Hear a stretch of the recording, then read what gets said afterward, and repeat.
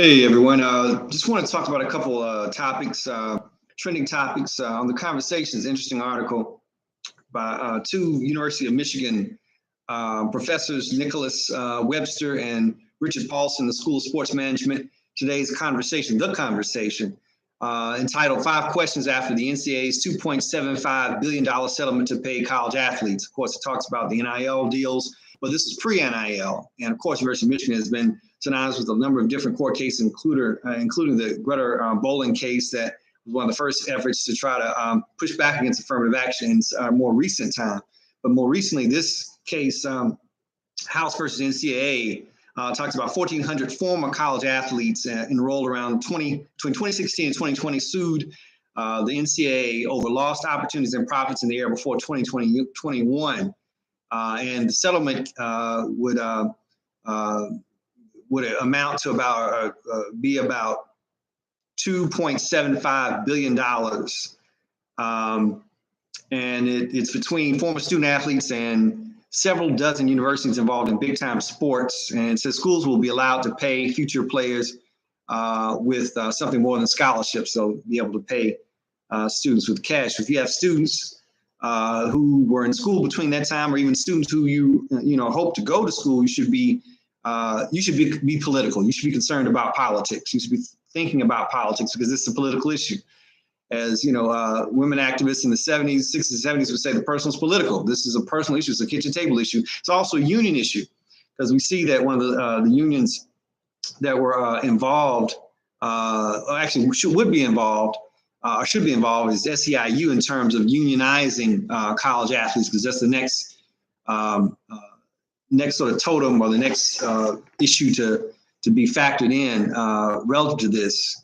The authors talk about lost opportunities and profits in the year before 2021, and saying that that year the NCAA changed its rules to permit active student athletes to make money off of their name, image, and likeness, and referred to as NIL.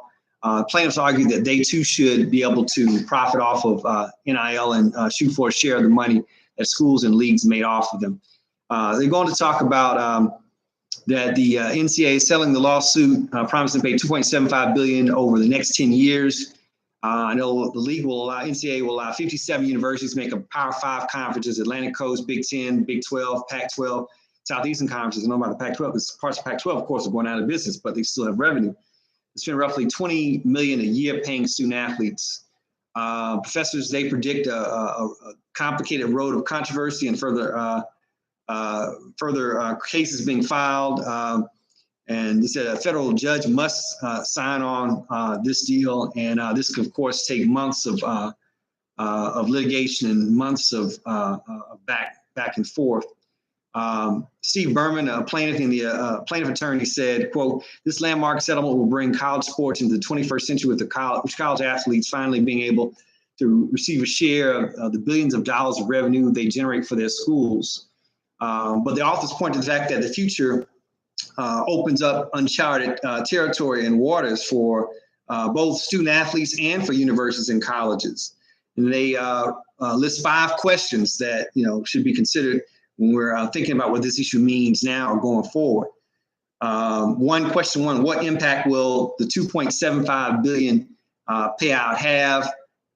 And the settlement, it says, calls for the plaintiffs, the NCAA to pay the plaintiffs 40% of that sum, and the schools to handle the remainder of that, the rest of that. NCAA says it will deduct money from payments it receives from profits on TV and merchandising deals and other areas. And authors argue that the university athletic departments receive less revenue and pay out their fair share at the same time. And this overall will lead to universities having less money. Some of the questions that are raised is how will universities make a difference? How will they reduce staff or freeze plan construction upgrades to sports facilities on campus? And will they cut other sports, which has been the case of a number of college universities? Wrestling, baseball have been some of the ones who have been put on chopping blocks when that weren't perceived as cash cows, as money makers. but for which some students were able to get a scholarship, a tuition-free scholarship or better. Some will walk on, but still, if those sports are cut, what is it going to do for those students and student athletes? And does the NCAA, the universities and colleges care more about making profits, or they care about their children, their students getting, and student athletes getting a full tuition-free education, which also calls for the need for more tuition-free colleges and universities to take that step. And when we think about it, a lot of the students, if they're not student athletes, they support student athletes, because who's going to sit in those bleachers and particularly when it's hot in the summertime, and for softball or baseball or springtime, or for spring games for football, other than students, students who may or may not have their tuition paid for. So something to think about. And two, how does Title IX play into how athlete pay is spent? And authors of this piece say NCAA says each school has discretion on how to spend that money. Athletic departments may also find themselves in uncharted waters with Title IX as it relates to this settlement. And the federal law, of course, the Title IX is federal law that guarantees equal opportunity for men and women in college sports.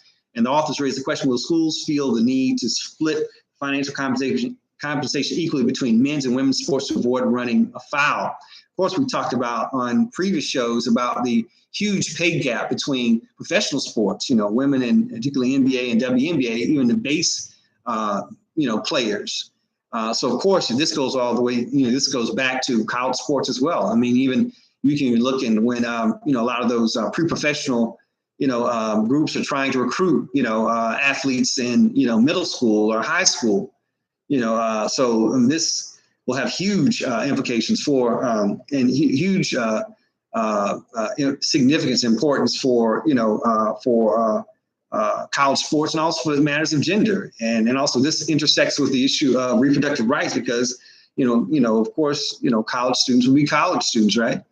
But, reproductive rights and also union rights, because again, more, in order to have strength and support and backing, more college and university student athletes are going to, I believe, and the author suggests, form unions and become a part of either SEIU or some of the other unions.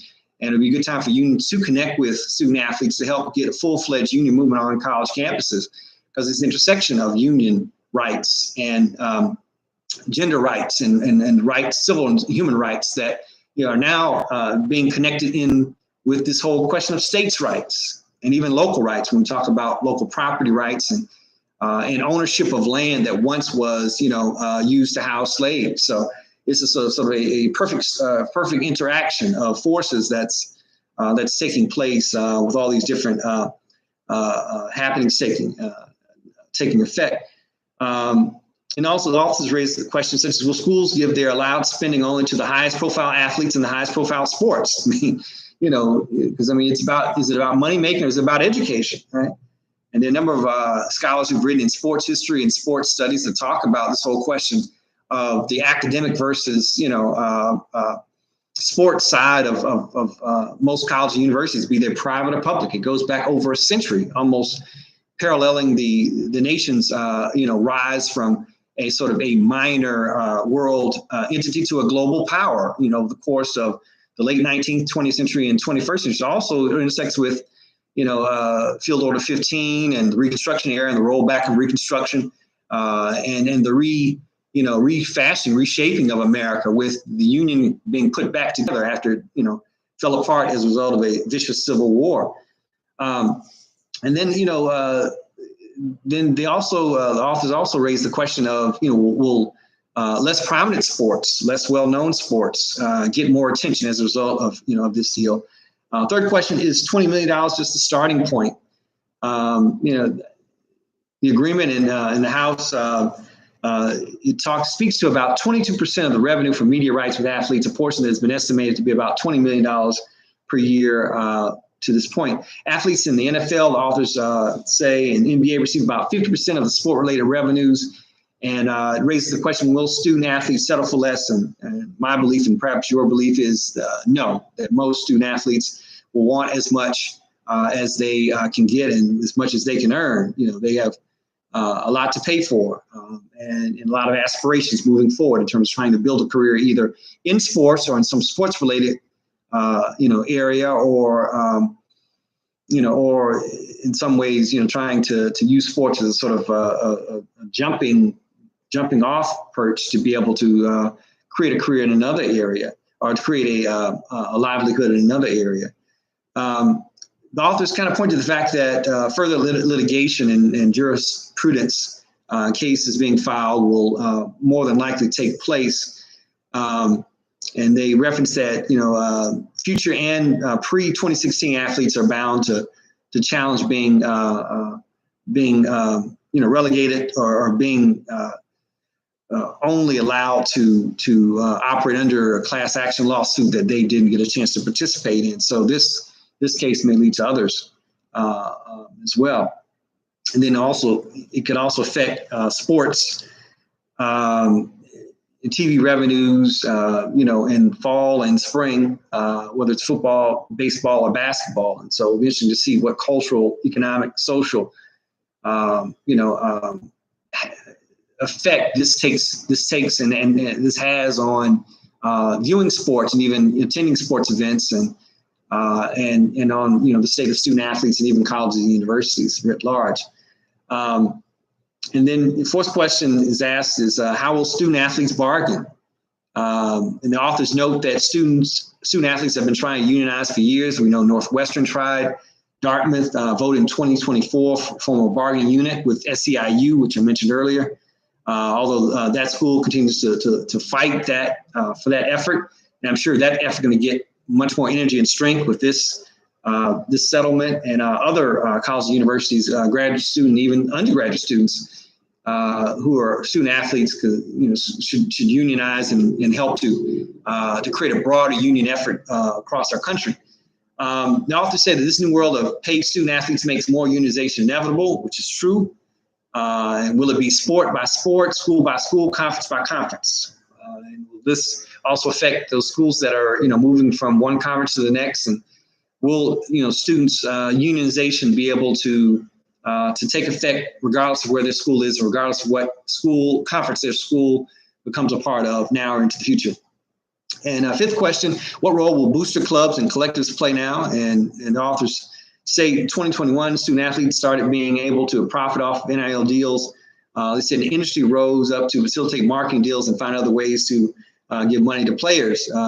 Give an example of what happened in Michigan. 7 football stars who left school after 2022-2023 season were persuaded to return with a promise of payments of $135,000 raised by fans for what the authors say to be the One More Year Fund. Since Michigan, as a result, goes on to win the national championship in 2024. The authors characterize those groups as collectives operated independently in the university, and they say it's unclear whether that sort of effort continues, and especially when the settlement, the $2.75 billion settlement, may create budget gaps. And the authors conclude this piece stating that if athletes are compensated directly by universities, will money from proceeds or funds from boosters and fans still flow into capital projects and general athletic expense? And I would even ask, are those students even entitled to some of the proceeds from some of those? Or the authors suggest, can that compensation go straight to the athletes? Wow, which would then open up a whole nother can of worms and interesting stuff to talk about and to consider. And they conclude by saying, quote, boosters and fans usually want one outcome for their school: winning games. If the choice between signing a 5-star quarterback or renovating a swim team locker room, the former is likely to triumph most of the time. So it's interesting, when you see that, and what that means. Now, do more to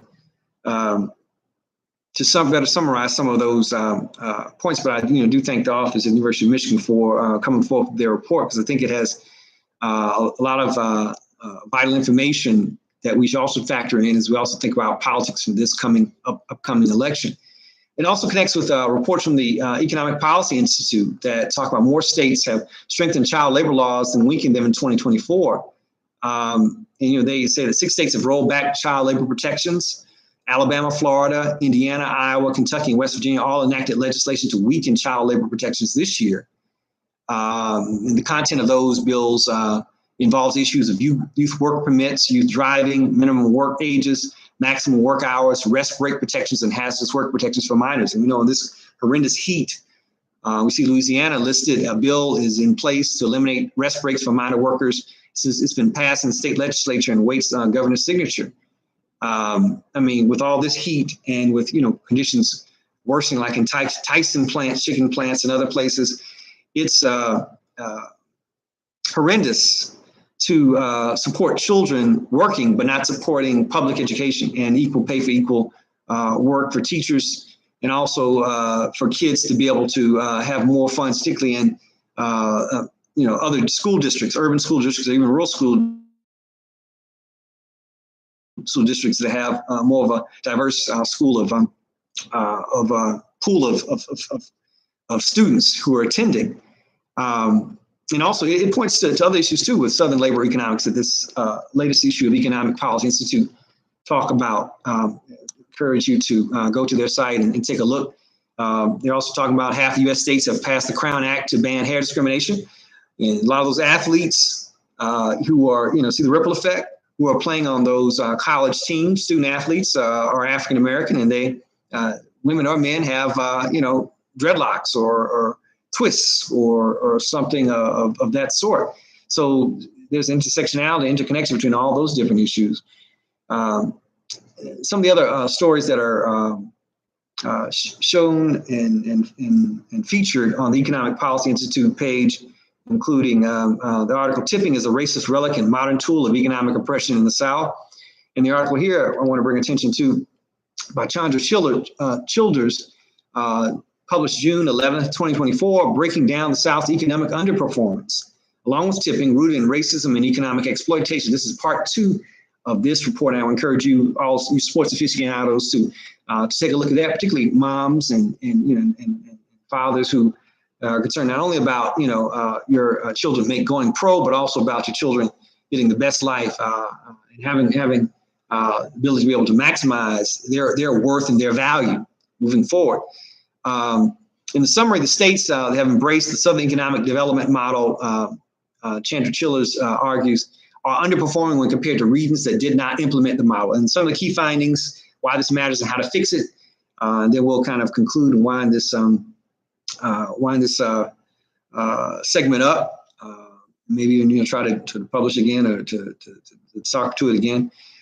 Key findings: the South is the region with the lowest per capita gross domestic product relative to other regions in the United States when Washington, D.C. is excluded. Southern states are overrepresented among those with the lowest per capita GDP. Point 2, over the past 40 years, job growth across the South has lagged working age population growth. Point 3, lower levels of unemployment across the South are misleading. The region's low labor force participation and prime age employment to population ratio, what they call the EPOP, indicate that many Southerners have become discouraged because they are unable to find a job or face serious employment obstacles, which could be a lot of the parents and family relatives and members of some of those student athletes who are affected not only by the Crown Act, but also by that $2.75 billion settlement with the NCAA in the House case. Then the last point on the key findings: large and intersecting racial and gender disparities in employment for Southerners reflect inequities and policy failures across the region. So it's not enough to feature someone's, parent, on national TV, or interview. Their relatives, cousins, immediate family, and others need to be paid their fair share. They need to be able to have employment and jobs if they're going to give their children over to a machine, which is a sports machine. And their children need to be able to benefit and profit off of NIL deals. And also, too, whatever else associated with that, whether they're, musical artists and specialists, and they may be student athletes, but also can also, have influencer and entertainer status. That needs to be factored in as well. And some of those other social media corporations need to do a better job of paying, influencers and creators so that, if people can't find those jobs, people can make those jobs and set up headquarters wherever they choose to.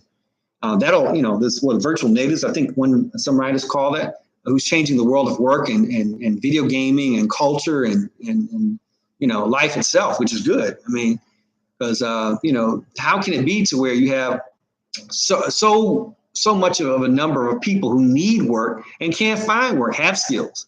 Said myself, I have a PhD. I've been looking for jobs not only on the regular websites, Indeed and LinkedIn, but I've also been trying to apply for jobs, at retail jobs, or regular manufacturing jobs, labor jobs, working class jobs, at shopping stores like centers like Ross and Dollar General, Dollar Tree, and Walmart, and people say, well, you have a doctorate and all these other credentials and think tanks and and advocacy groups and nonprofit groups, and you're too qualified. I'm like, how can a person be too qualified? We need work. You need laborers. You need workers.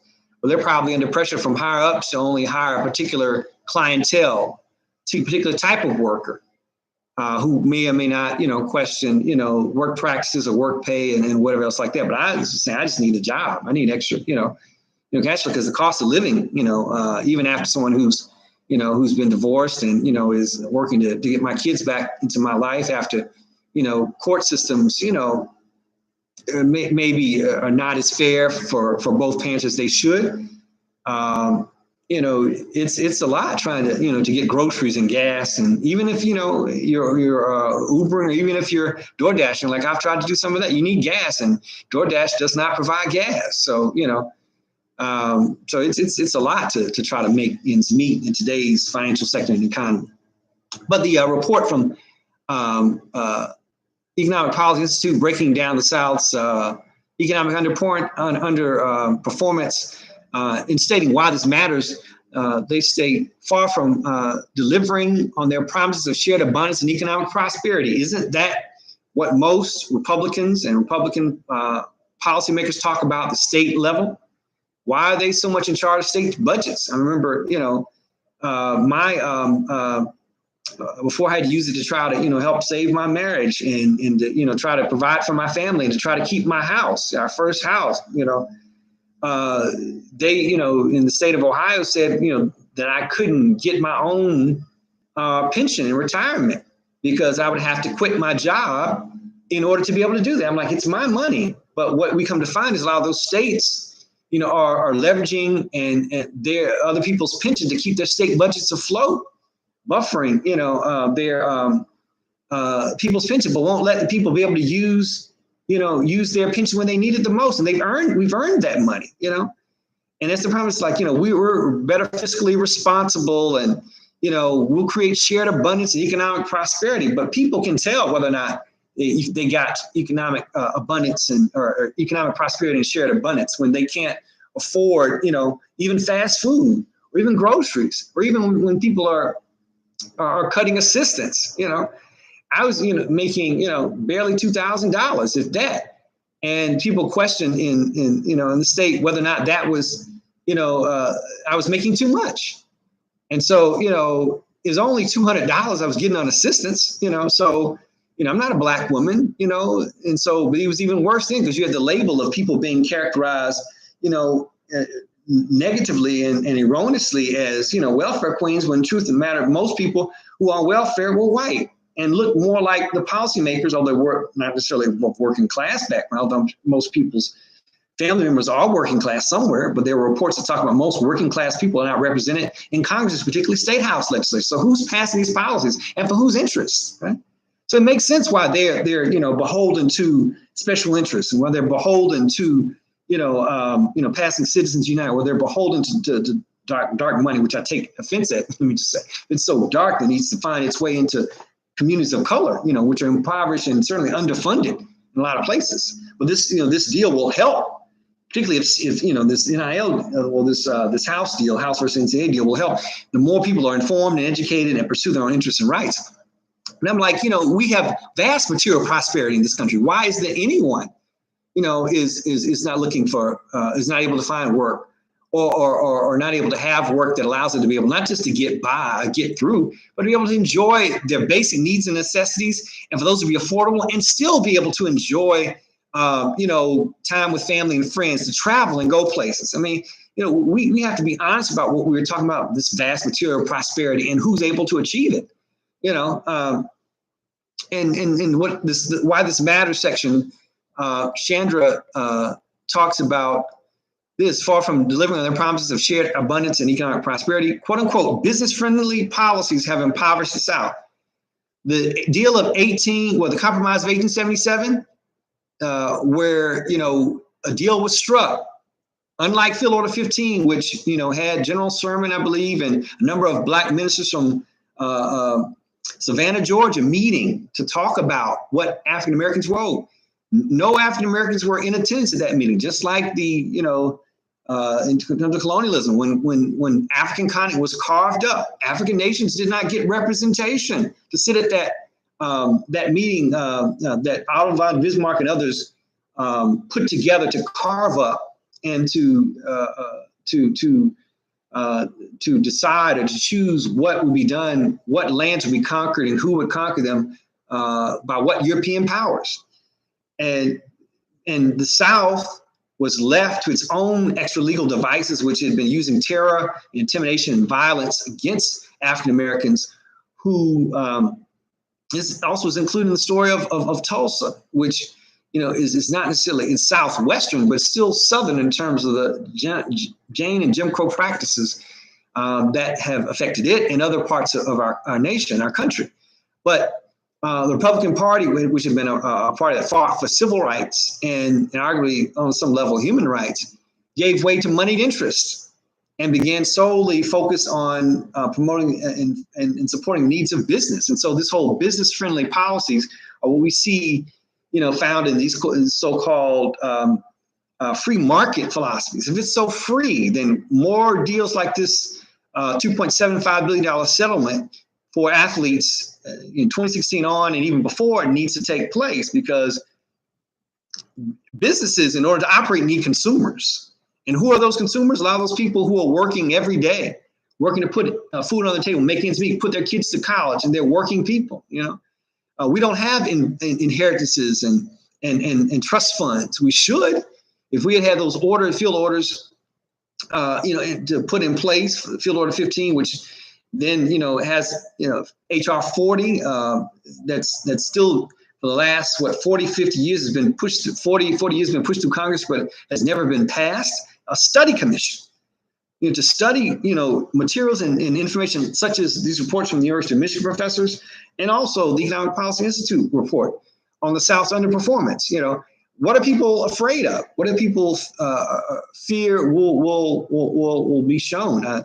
My thought is that, this information is known. Most people know about it. Most people get public access to this information anywhere and everywhere. The question is, do we care, and how do we marshal and how do we operationalize this information for our benefit?